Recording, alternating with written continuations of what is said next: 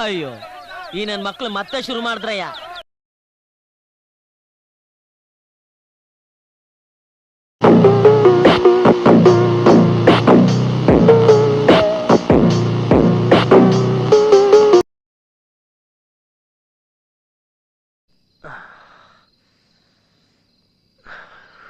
Rate ಎಷ್ಟು?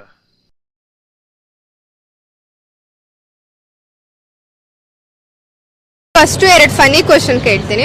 ಮರದಲ್ಲಿ ಮತ್ತೆ ಗಿಡದಲ್ಲಿ ಬಿಡದೆ ಇರೋ ಕಾಯಿ ಯಾವುದು?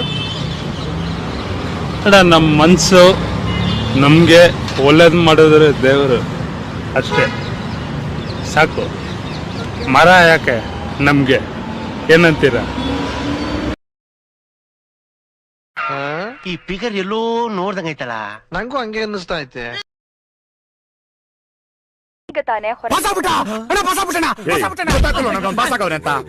ನಾವು ಟೂ ಇಲ್ಲೇ ಉರಿಸ್ತಾನೆ ಹೇಳಿದ್ನೆ.